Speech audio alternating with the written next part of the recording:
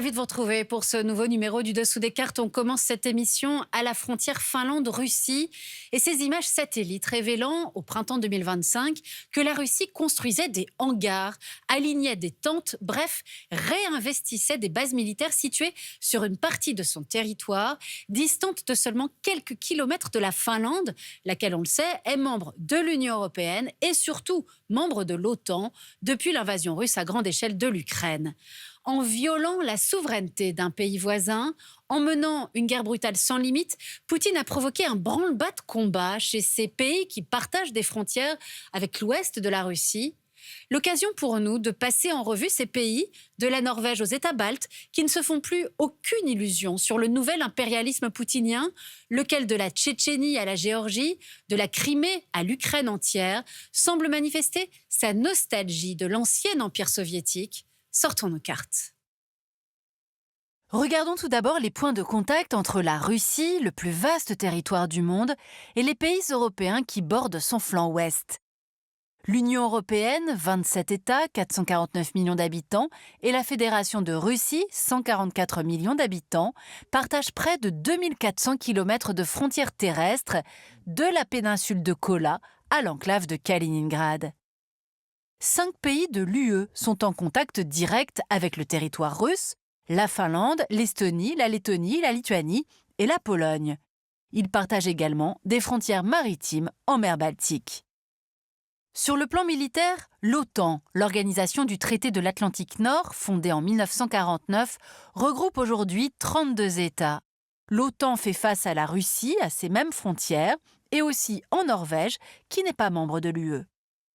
La Russie voisine par ailleurs avec la Biélorussie sur 1300 km et enfin l'Ukraine avec près de 2000 km de frontières communes jusqu'à la Crimée. Ces deux pays sont indépendants depuis l'effondrement en décembre 1991 de l'URSS dominée par Moscou au cours du XXe siècle. Alors voyons à présent les relations singulières de chaque pays avec le grand voisin russe. On commence bien sûr par l'Ukraine, capitale Kiev. Un pays qui est pour Vladimir Poutine le premier de son étranger proche, c'est-à-dire ce qu'il considère comme sa zone d'influence. 44 millions d'habitants avant-guerre, de riches terres agricoles produisant blé et maïs, un bassin houiller et minier, des réserves de gaz et une industrie développée, sa situation est stratégique aux portes de l'OTAN. Alors quand, aux élections présidentielles de 2004, une majorité d'Ukrainiens, surtout dans les régions de l'Ouest, choisit un président pro-européen, Moscou refuse de laisser le pays sortir de son orbite. En 2014, les troupes russes envahissent la Crimée et soutiennent la sécession d'une partie du Donbass, peuplée d'une majorité russophone. Février 2022, Moscou lance une guerre d'invasion à grande échelle contre l'Ukraine. Depuis, la Russie a pris le contrôle de 20% du territoire ukrainien dans les régions orientales du pays. En 2025, on estime que les combats ont fait 350 000 morts et 850 000 blessés parmi les soldats ukrainiens et russes. Pour résister, les Ukrainiens et leur président Volodymyr Zelensky doivent compter sur l'aide militaire et financière de leurs alliés occidentaux, États-Unis et Europe en tête. Mais après le retour de Donald Trump à la Maison-Blanche en 2025, l'Ukraine a dû céder en partie ses ressources en minerais et terres rares pour espérer conserver l'appui militaire de Washington. Au nord de l'Ukraine à présent, voici la Biélorussie, capitale Minsk. Avec un peu plus de 9 millions d'habitants, c'est le seul pays allié de la Russie à sa frontière européenne. L'économie biélorusse, construction mécanique, chimie et pétrochimie, est très dépendante de la Russie, son premier client et son unique fournisseur de gaz et de pétrole. Inféodé au Kremlin, Alexandre Loukachenko, le président depuis 1994, interdit toute vie démocratique dans le pays. 2020, une vague de manifestations contre le régime Loukachenko est violemment réprimée par les forces de l'ordre, poussant un grand nombre d'opposants vers l'exil, aux grandes dames de l'Union européenne.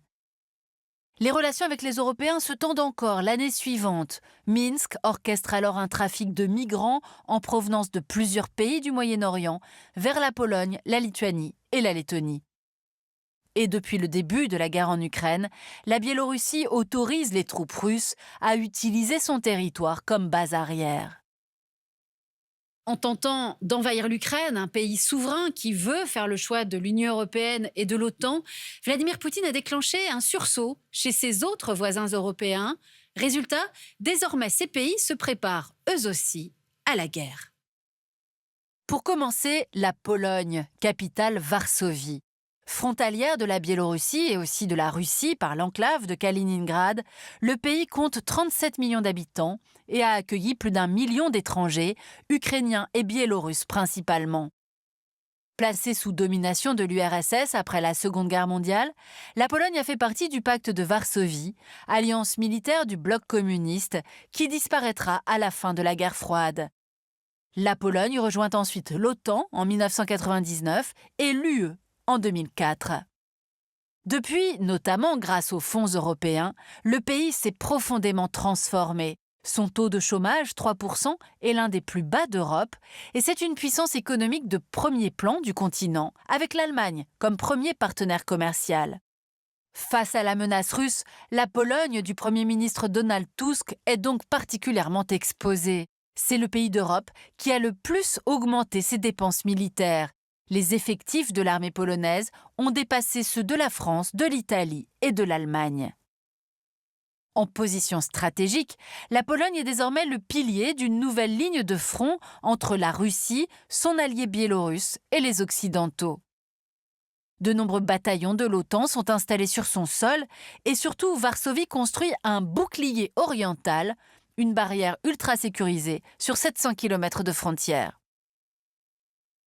Viennent ensuite les 3 États baltes, l'Estonie, capitale Tallinn, la Lettonie, capitale Riga, et la Lituanie, capitale Vilnius.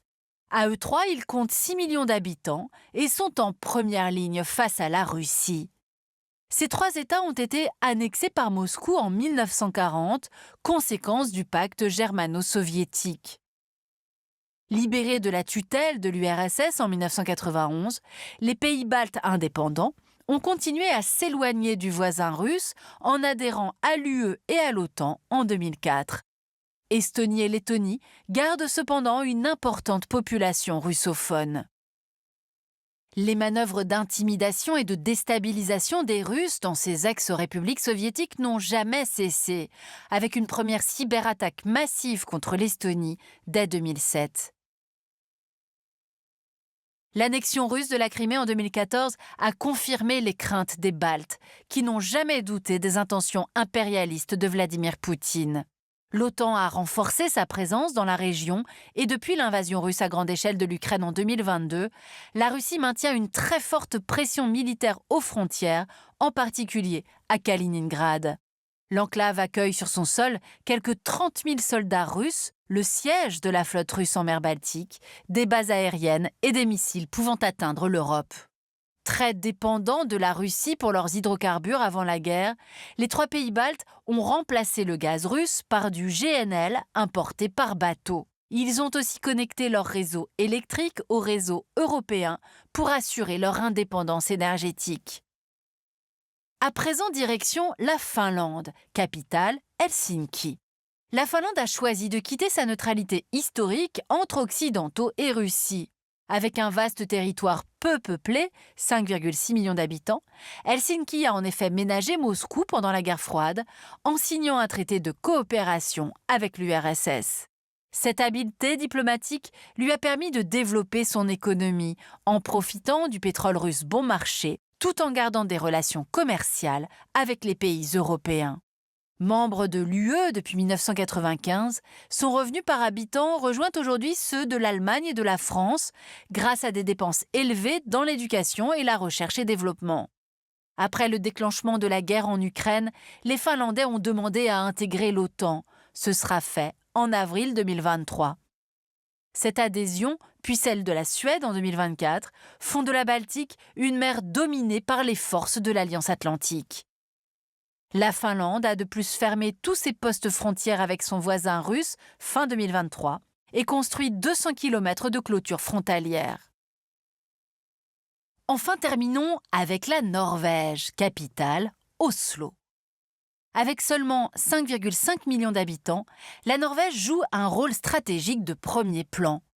Le pays n'est pas membre de l'Union européenne, mais cette dernière est son premier partenaire économique. Riche d'immenses gisements de pétrole et de gaz, le pays est aussi le leader européen des énergies renouvelables. La Norvège a moins de 200 km de frontières terrestres avec la Russie, mais leur zone économique exclusive se touche en mer de Barents. Membre fondateur de l'OTAN en 1949, la Norvège accueille sur son sol des exercices militaires de grande ampleur au nord du pays et des installations de surveillance de l'Arctique, un océan et une route de navigation très convoités, notamment par les Russes. Voilà pour ce tour d'horizon des pays voisins de Vladimir Poutine à l'ouest de la Russie. Des pays qui redoutent, on l'aura compris, de connaître un jour, à leur tour, une invasion russe de tout ou partie de leur territoire et qui affrontent déjà la guerre politique et informationnelle que mène aussi le Kremlin en cherchant à diviser les sociétés européennes, à les éloigner de la démocratie, des libertés et, in fine, de la paix. Pour aller plus loin, cet ouvrage de Sylvie Kaufmann, Les Aveuglés, comment Berlin et Paris ont laissé la voie libre à la Russie et n'ont pas écouté les alertes des pays frontaliers. Ainsi s'achève ce nouveau numéro du Dessous des cartes. Rendez-vous bien sûr la semaine prochaine, même endroit, même heure. Et d'ici là, n'oubliez pas, arte.tv et nos réseaux sociaux pour retrouver l'ensemble de nos vidéos. Et abonnez-vous à notre newsletter. À bientôt.